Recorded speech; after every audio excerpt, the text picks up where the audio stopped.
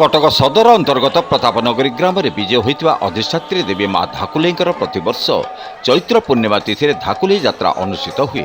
यह अविभक्त कटक जिला आंशिक पुरी जिल्लार और ओडिशा रे प्रथम सृष्टि होता 6 गोटी जिल्लार केतक अंचल यह यात्रा सामिल होते। यह एक गणपर्व भाव में पूर्व जितेबले कौन स्थान में चाष गृहकरणा आदि जिनिस कौन सेपरी बजार नथिबारु एही यात्रा रे चाषी गृहकर्ता एठारु ताहा संग्रह करिथांती।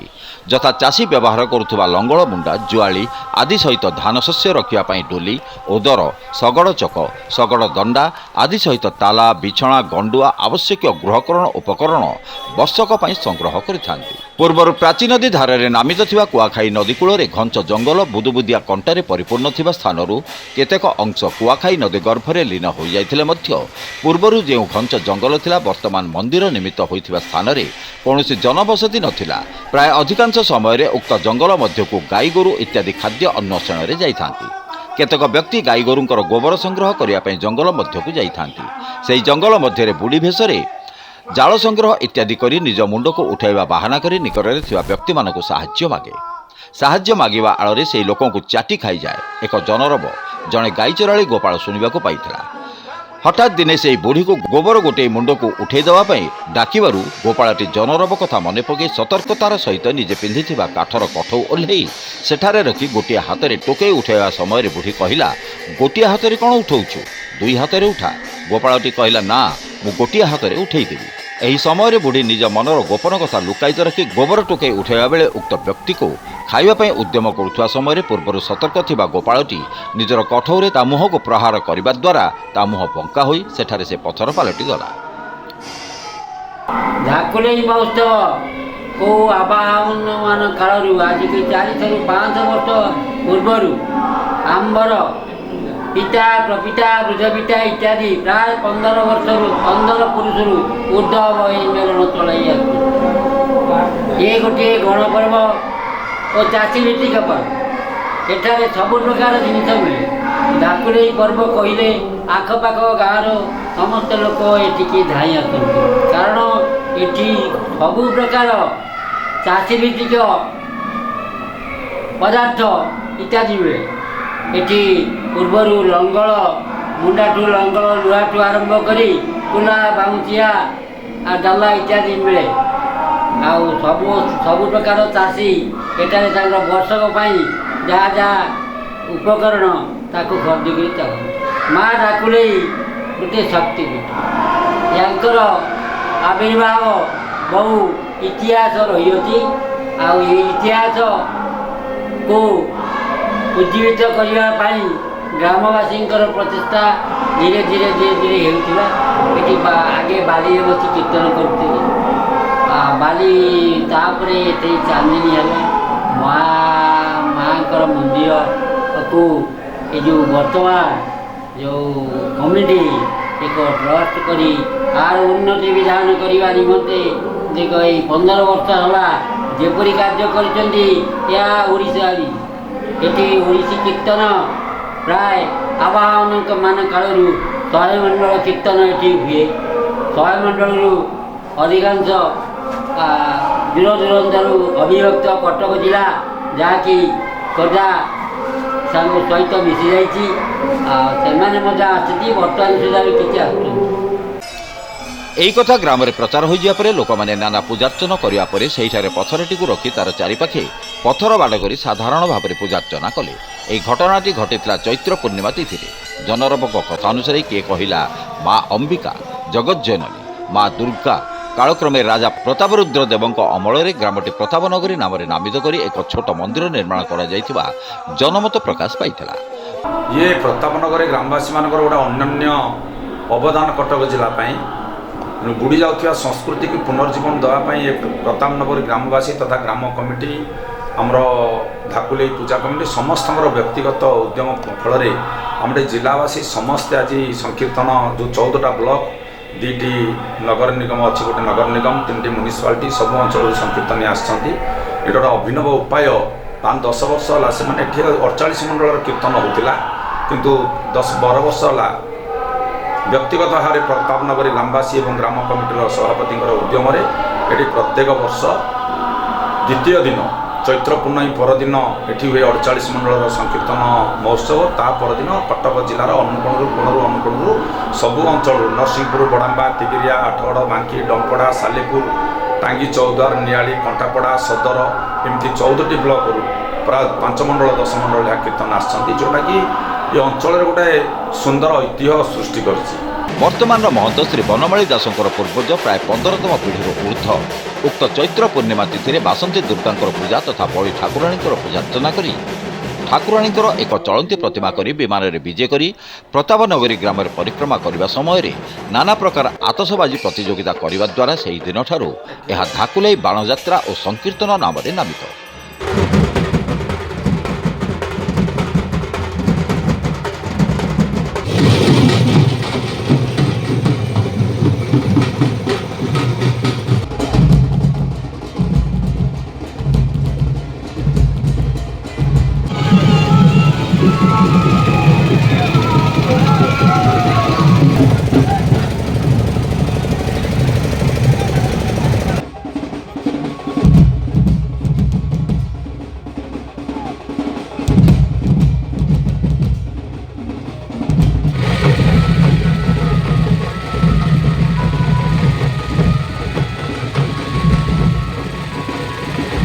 आमर यात्रा मुख्य आकर्षण हूँ आतसबाजी कार्यक्रम बाण जात्रा।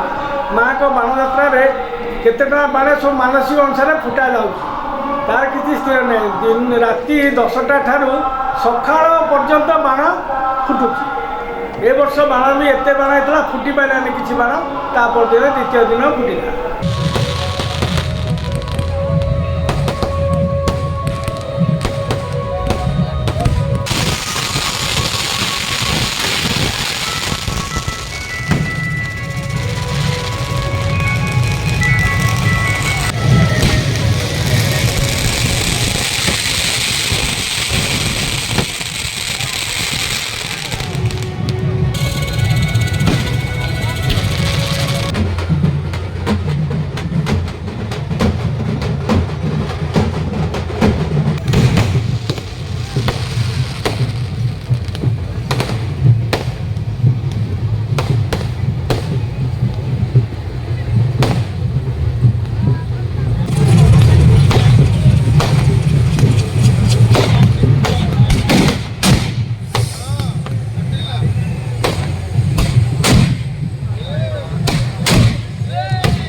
ବର୍ଷକୁ ଥରେ ଏହି ଯାତ୍ରାକୁ ଆଖପାଖ ଅଞ୍ଚଳରେ ଏକ ଗଣପର୍ବ ଯାହା ଓଡ଼ିଶା ବିଦିତ। ଲୋକମୁଖରୁ ଯାହା ଜଣାଯାଏ ପ୍ରାଚୀନଦୀ କୂଳରେ ଶ୍ରୀ ଚୈତନ୍ୟ ମହାପ୍ରଭୁ ପୁରୀ ଆଗମନ ଯାତ୍ରା ସମୟରେ ଏହି ପୀଠରେ କିଛି ସମୟ ବିଶ୍ରାମ କରିବା ଦ୍ୱାରା ହରିସଂକୀର୍ତ୍ତନ ଶ୍ରବଣ ଶୁଣି ବାଣୀ କରିଥିଲେ। ଏହି ସ୍ଥାନଟି ଦିନେ ସଂକୀର୍ତ୍ତନ କ୍ଷେତ୍ର ଭାବରେ ପରିଗଣିତ ହୋଇ ଏହା ଏକ ବିଶାଳ ସଂକୀର୍ତ୍ତନ କ୍ଷେତ୍ର ଭାବରେ କୋଣ ଅନୁକୋଣରୁ ସଂକୀର୍ତ୍ତନ ପ୍ରେମୀମାନେ ଆସି ସଂକୀର୍ତ୍ତନ କରିବେ। ସେହିଦିନଠାରୁ ଏଠାରେ ଚୈତ୍ର ପୂର୍ଣ୍ଣିମା ବାସୀ ବା ବୈଶାଖ 1 ଦିନ ରାତ୍ରିରେ ଠାକୁରାଣୀଙ୍କର ପୂଜାର୍ଚ୍ଚନା କରାଯାଏ। ସେହିଦିନଠାରୁ ଏହିଠାରେ ସଂକୀର୍ତ୍ତନ ପରିବେଷଣ ହୋଇଆସୁଛି।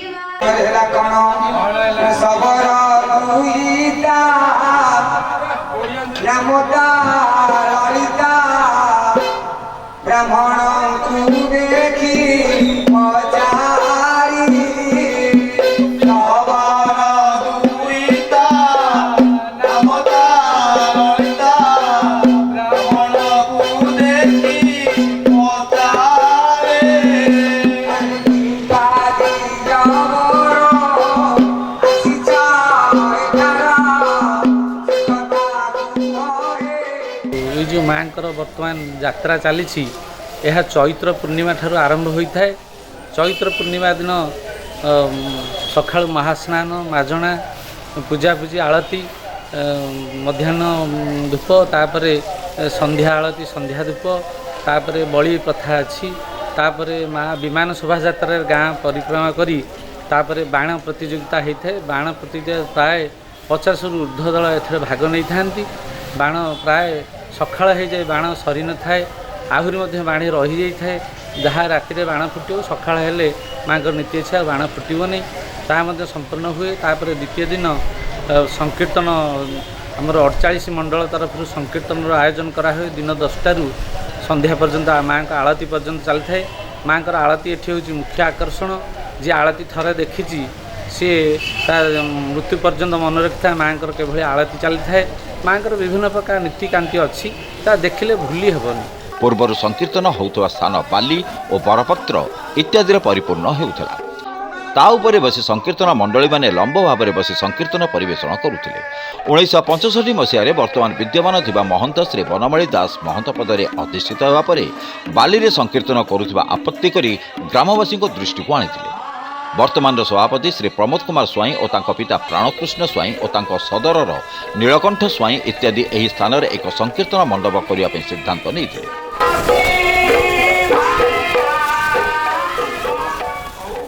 ଆମର 7 ଦିନିଆ ଯାତ୍ରା ହେଉଛି। ଆଉ ଏହି ଯାତ୍ରାରେ ଲକ୍ଷ ଲକ୍ଷ ଲୋକ ସମାଗମ ହୋଇଥାଏ। ଏବଂ ବିରାଟ ବଡ଼ ଏକ ମୀନା ବଜାର ମଧ୍ୟ ହୋଇଥାଏ, ଯାହାକି ଗୋଟେ ମିନି ବାଲି ଯାତ୍ରାର ଭ୍ରମ ସୃଷ୍ଟି କରେ। ଏହି ଯାତ୍ରାକୁ ବହୁ ସଂଖ୍ୟାରେ ଲୋକ ଦୂର ଦୂରାନ୍ତରୁ ଆସନ୍ତି ଦେଖିବା ପାଇଁ। ସାରା ଓଡ଼ିଶାର କୋଣ ଅନୁକୋଣରୁ ମଧ୍ୟ ଲୋକ ଏ ଯାତ୍ରାକୁ ଚାହିଁ ବସିଥାନ୍ତି ବର୍ଷକ ଥରେ। ଏହାକୁ ପରିଚାଳନା କରିବା ପାଇଁ ଆମେ ଜିଲ୍ଲା ପ୍ରଶାସନ ଆମକୁ ବହୁତ ସହଯୋଗ କରେ ଏବଂ କଟକ ମହାନଗର ନିଗମ ଅଧୀନରେ ଯେହେତୁ ଏ ଅଞ୍ଚଳଟି ଯାଉଛି, ମହାନଗର ନିଗମ ମଧ୍ୟ ଏଥିପ୍ରତି ହସ୍ତକ୍ଷେପ କରେ ଏବଂ ପଦକ୍ଷେପ ମଧ୍ୟ ବିଭିନ୍ନ ପ୍ରକାର ନେଇଥାଏ। ଲୋକଙ୍କ ପାଖରେ କିଭଳି ଭାବରେ ଜଳ ଯୋଗାଣ ହେବ, ବିଦ୍ୟୁତ୍ ଯୋଗାଣ ସରବରାହ ଠିକ୍ସେ ରହିବ ଏବଂ ଟଏଲେଟ୍ର ବ୍ୟବସ୍ଥା, ରାସ୍ତାଘାଟର ପରିଷ୍କାର ପରିଚ୍ଛନ୍ନ, ପରିମଳ ବ୍ୟବସ୍ଥା, ସବୁ ବ୍ୟବସ୍ଥା ଉପରେ ମଧ୍ୟ ଆମର କଟକ ମହାନଗର ନିଗମ ଆମକୁ ସାହାଯ୍ୟ କରନ୍ତି। ସେଥିପାଇଁ ଆମେ ତାଙ୍କୁ ଧନ୍ୟବାଦ ଜଣାଉଛୁ। 1966 ମସିହାଠାରୁ 1975 ମସିହା ପର୍ଯ୍ୟନ୍ତ ଏହାର ଚାରିପାଖରେ ପଥର ପିଣ୍ଡି ଓ ଚୌତରା ନିର୍ମାଣ କରାଯାଇଥିଲା। ସେହିଠାରେ ସଂକୀର୍ତ୍ତନ ପରିବେଷଣ କରାଯାଉଥିଲା। ପରେ ସ୍ଥାନର ଅସ୍ଥାୟୀ କମିଟି ଠାକୁରାଣୀଙ୍କର ଯାତ୍ରା ପୂଜାର୍ଚ୍ଚନା କାର୍ଯ୍ୟ କରୁଥିଲେ। ପ୍ରତିବର୍ଷ ବହୁ ଆଡ଼ମ୍ବରରେ ବାଣ, ଆତସବାଜି ଓ ସଂକୀର୍ତ୍ତନ ପରିବେଷଣ ହୋଇ ଆସୁଥିଲା। ହେଲେ ମଧ୍ୟ ସାମାନ୍ୟ ବିଶୃଙ୍ଖଳା ହେବାରୁ 2015 ମସିହା ଏକ ଟ୍ରଷ୍ଟ ଗଠନ କରାଗଲା। ଶ୍ରୀ ପ୍ରମୋଦ କୁମାର ସ୍ୱାଇଁ ସଭାପତି, ବାଦଲ କୁମାର ଜେନା ସହ ସମ୍ପାଦକ, ବାଦଲ କୁମାର ବେହେରା ସମ୍ପାଦକ, ବାଦଲ କୁମାର ସ୍ୱାଇଁ କୋଷାଧ୍ୟକ୍ଷ।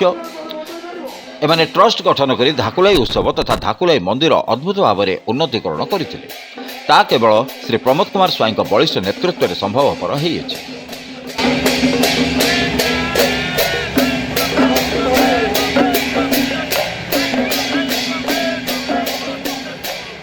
ଆମର ଏ ମା ଧାକୁଲାଇ ମହୋତ୍ସବ ଦୀର୍ଘ କେଉଁ ଆହ୍ୱାନ କାଳରୁ ହୋଇଆସୁଛି ତାର ସଠିକ୍ ଦୃଷ୍ଟାନ୍ତ ଏପର୍ଯ୍ୟନ୍ତ କେହି ଦେଇପାରିନାହାନ୍ତି।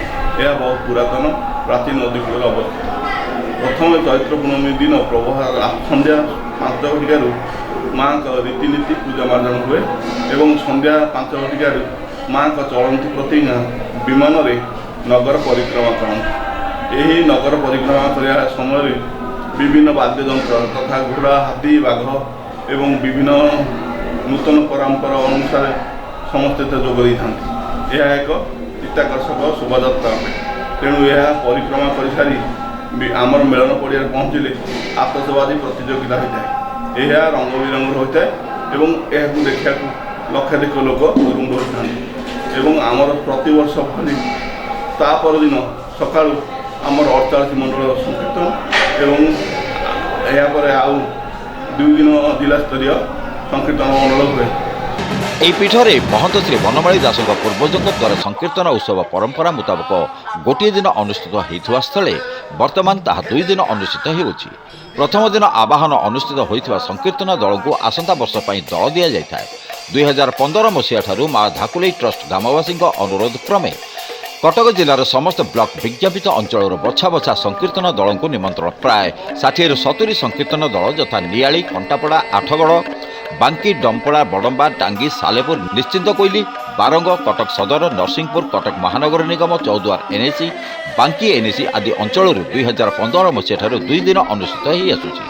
ସଂକୀର୍ତ୍ତନ ପାଇଁ ଏକ ସ୍ୱତନ୍ତ୍ର ମଣ୍ଡପ ଏଠି ତିଆରି ହେଇଛି, ଯାହାଦ୍ୱାରା କି ସରକାର ଏଠି ଖୁସି ହୋଇ ଜିଲ୍ଲାସ୍ତରୀୟ ଓ ରାଜ୍ୟସ୍ତରୀୟ କଳାହାଣ୍ଡି, କୋରାପୁଟ, ନବରଙ୍ଗପୁର, ସମ୍ବଲପୁର, ବଲାଙ୍ଗୀର ଇତ୍ୟାଦି ଅଞ୍ଚଳରୁ ପ୍ରାୟ 30ଟା ଜିଲ୍ଲା ଇଞ୍ଚଳୁ ଆସି ଏଠି 2 ବର୍ଷ ହେଲା ସଂକୀର୍ତ୍ତନ 2 ଥର ଜାତୀୟ ସ୍ତରରେ କରିଛନ୍ତି।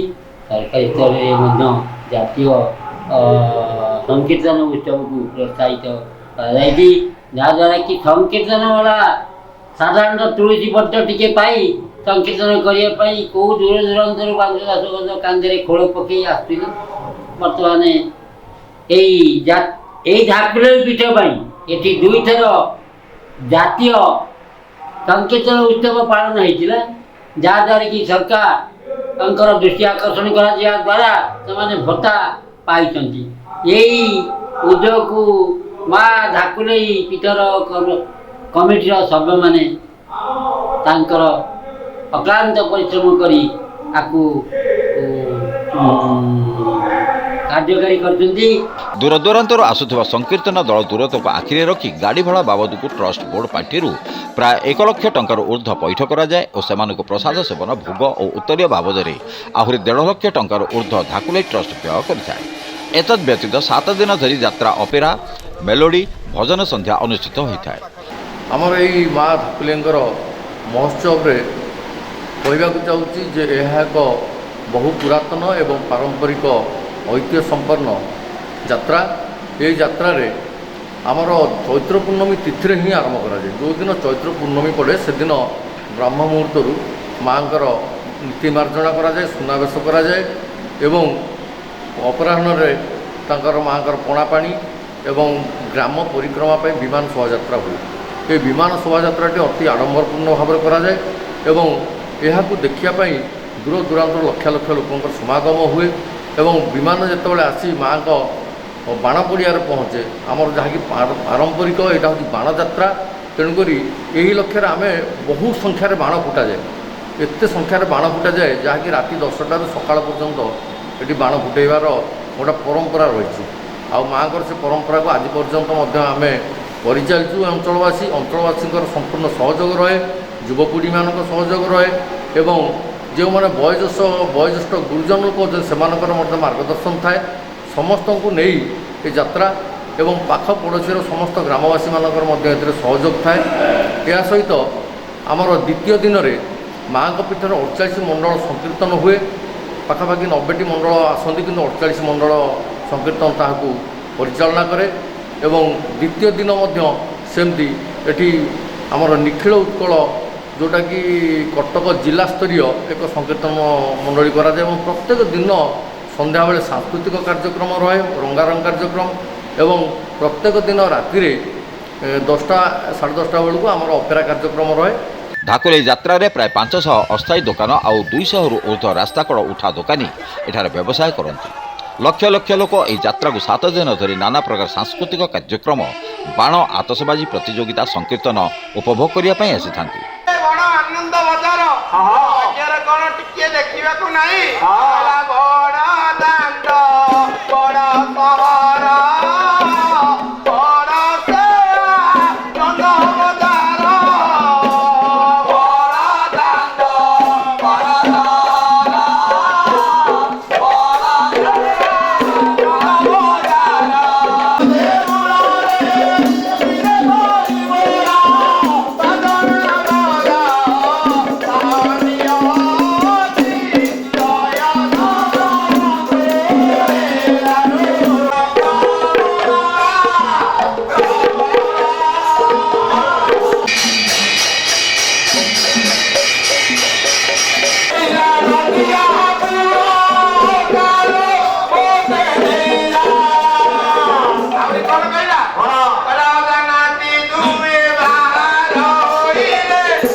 ଏବେ ଯାତ୍ରାର ଜନସଂଖ୍ୟା ବୃଦ୍ଧି ହେତୁ ପ୍ରଶାସନ ତରଫରୁ ପୋଲିସ ସେବା, ଆମ୍ବୁଲାନ୍ସ ସେବା ଯୋଗାଇ ଦିଆଯାଉଛି। ଏହା ଏ ଅଞ୍ଚଳର ଏକ ଗଣପର୍ବ ଅଟେ। ଏହା କଟକ ବାଲିଯାତ୍ରା ଠାରୁ ବହୁ ପୁରାତନ। ଏହି ଯାତ୍ରା ତୃଣରୁ ଆସି ବର୍ତ୍ତମାନ ବିଶାଳ ବୃକ୍ଷରେ ପରିଣତ ହୋଇଛି। ଜଗନ୍ନାଥ ମହାପ୍ରଭୁ 19 ବର୍ଷରେ ଚୋଡ଼ା ସାଦ ପଡ଼ିଲେ ଦେହ ଛାଡ଼ି ଦିଅନ୍ତି, ଦେହ ତ୍ୟାଗ କରନ୍ତି। ଆମେ ଦେହ ଛାଡ଼ିଲେ ଆମେ ଶ୍ମଶାନ ଭୂମିକି ଯିବା। ଜଗନ୍ନାଥ ମହାପ୍ରଭୁ ଦେହ ଛାଡ଼ିଲେ କୋଇଲି ବୈକୁଣ୍ଠକୁ ଯିବେ। ଭିନ୍ନ ଏଇଆ, ଆମେ ଦେହାନ୍ତ ହେଲା ପରେ ଆମ ସ୍ତ୍ରୀମାନେ ବିଧବା ହେବେ। ଜଗନ୍ନାଥ ମହାପ୍ରଭୁ ଦେହ ଛାଡ଼ିଲେ ତାଙ୍କ ସ୍ତ୍ରୀ ଲକ୍ଷ୍ମୀ ସାନ୍ତାଣୀ ଗଲା ବିଧବା ହୋଇରେ ନାହିଁ ଜଗତେ, ନାହିଁ ଜଗତେ।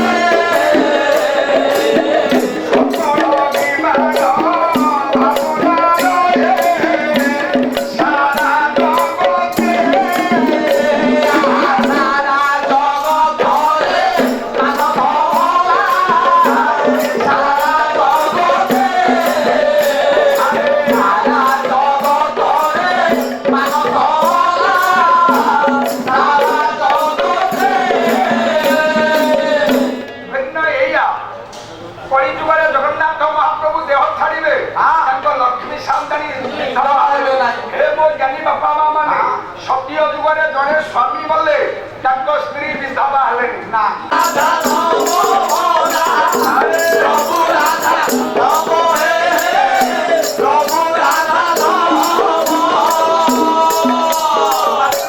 ଧାକୁଲେଇ ଆତସବାଜି ପ୍ରତିଯୋଗିତା ଓଡ଼ିଶା ବିଦିତ।